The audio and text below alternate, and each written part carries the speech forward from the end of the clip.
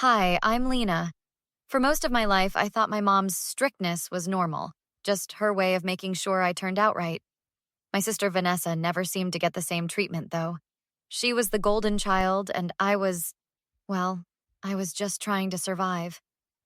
Lena, have you finished your chores? Mom's voice echoed through our suburban home as I scrambled to complete my extensive list before school. Almost done, Mom, I called back, scrubbing the bathroom tiles with more force than necessary. You better be.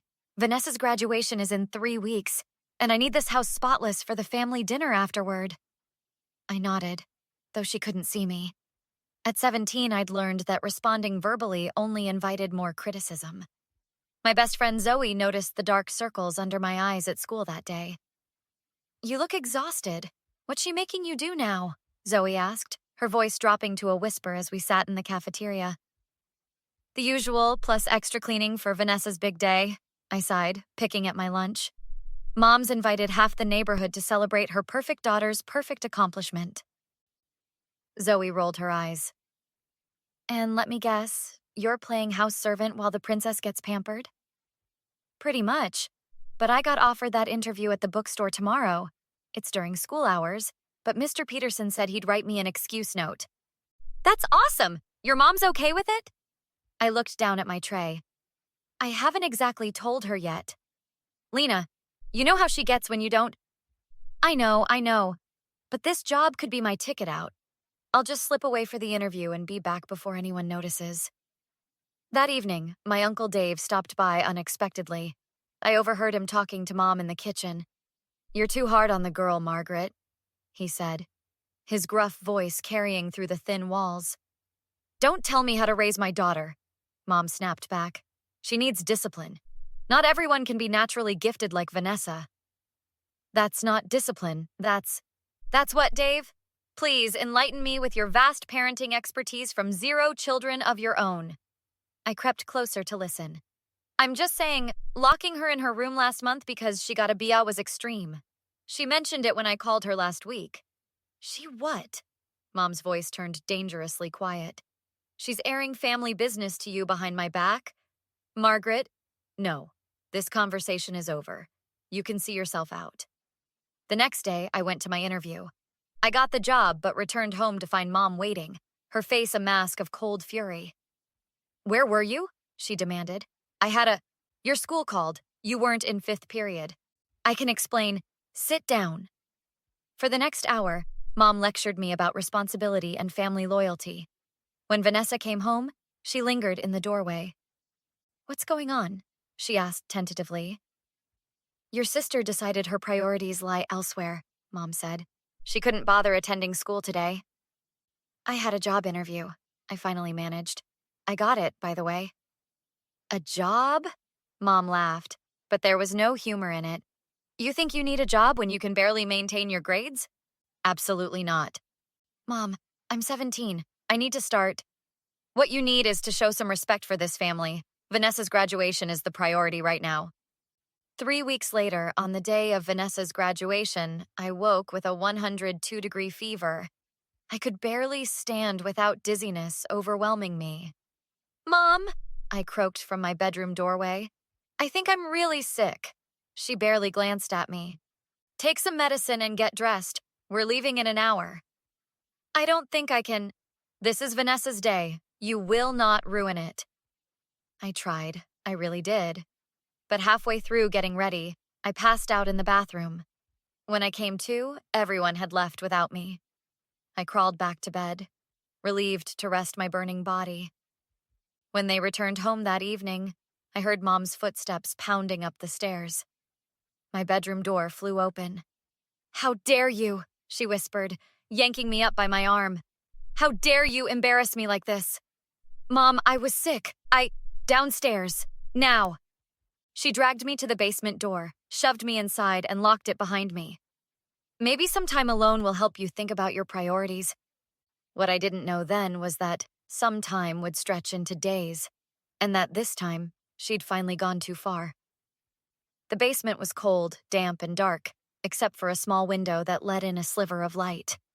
Mom would unlock the door once a day to push in a plate of food and let me use the upstairs bathroom for exactly 5 minutes. On day 3, I heard Vanessa arguing with her outside the door. "This is insane, Mom! You can't keep her locked down there!"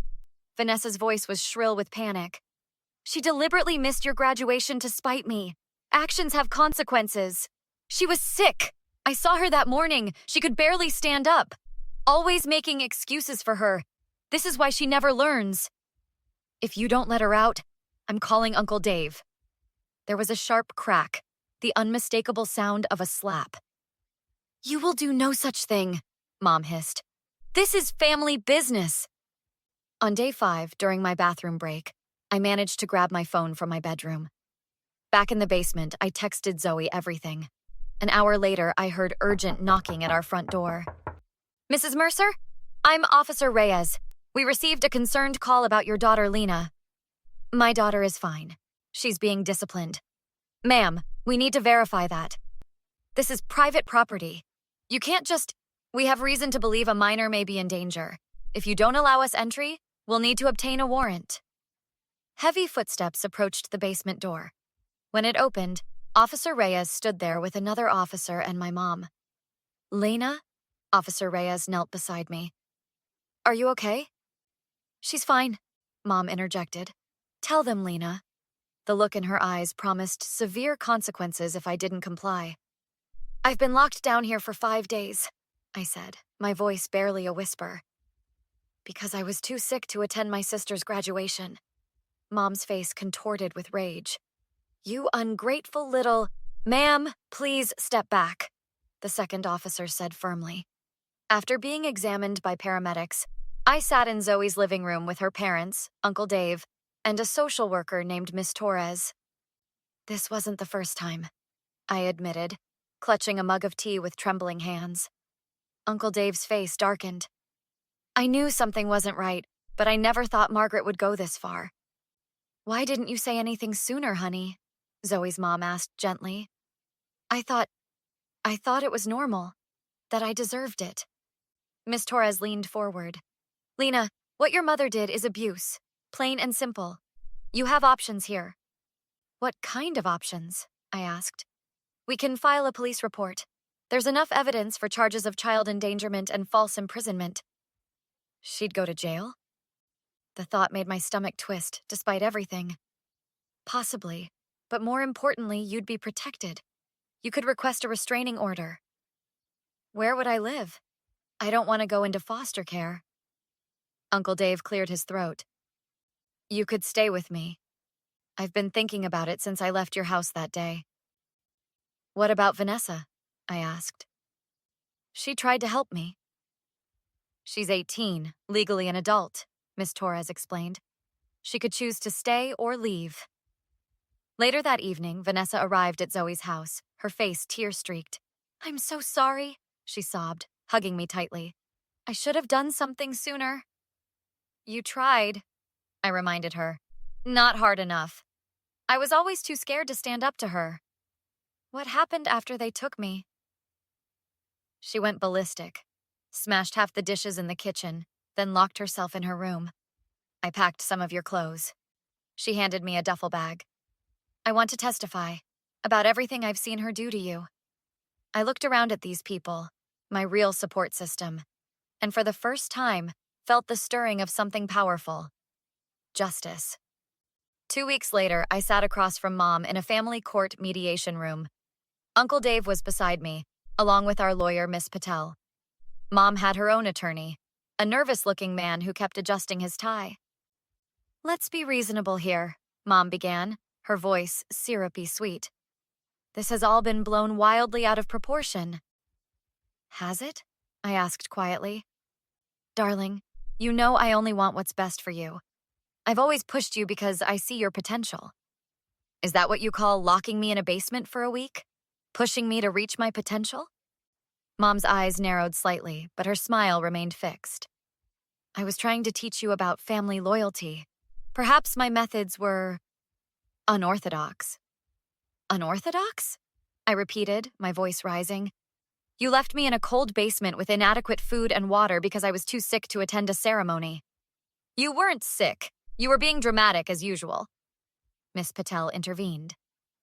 Mrs. Mercer, the medical report clearly states Lena had influenza with a temperature of 101.8 when examined. And even if I wasn't sick, I continued, finding my courage, nothing justifies what you did. I'm your mother, she hissed, the mask slipping.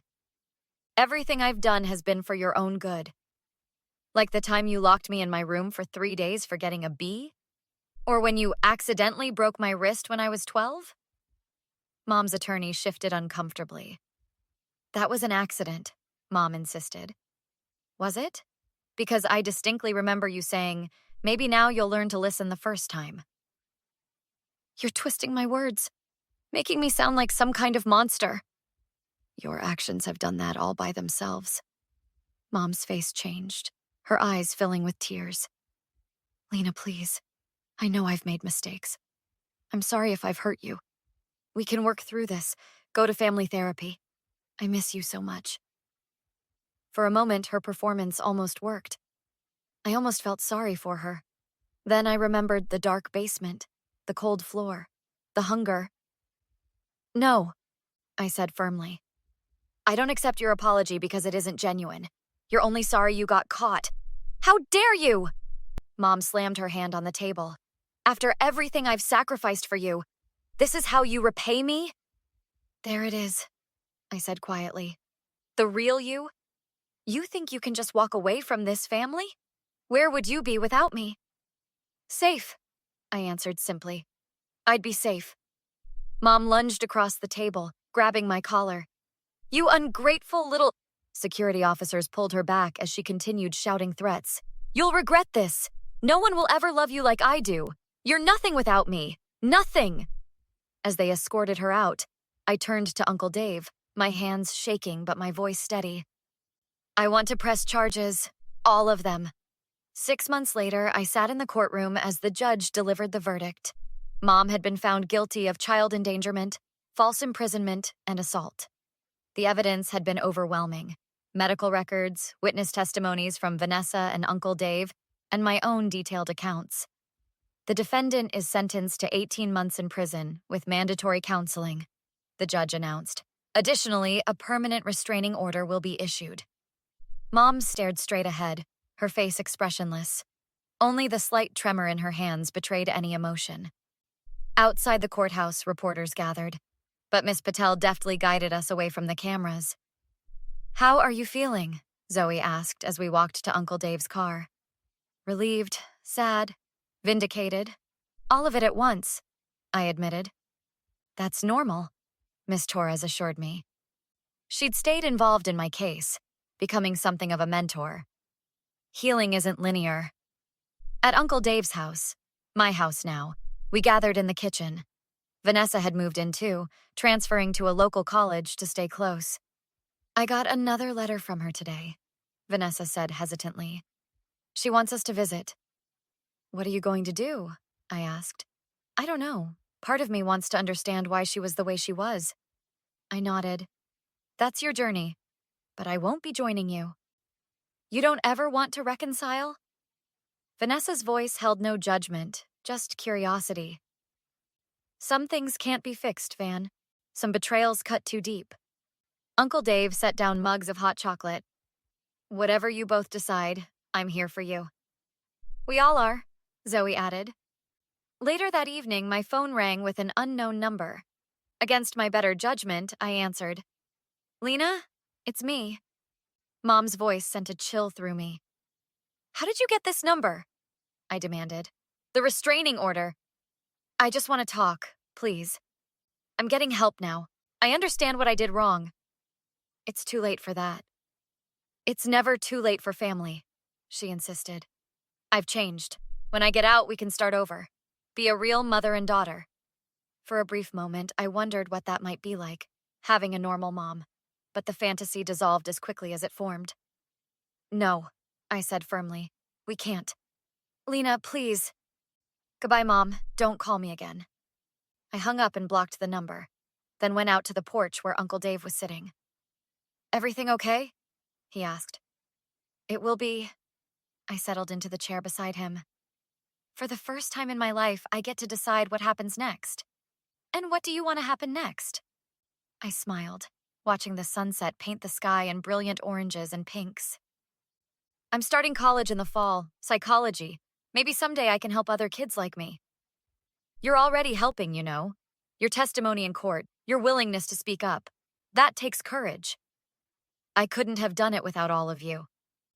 We sat in comfortable silence for a while, until Vanessa called us in for dinner. As I looked around the table at these faces, my chosen family, I realized something profound.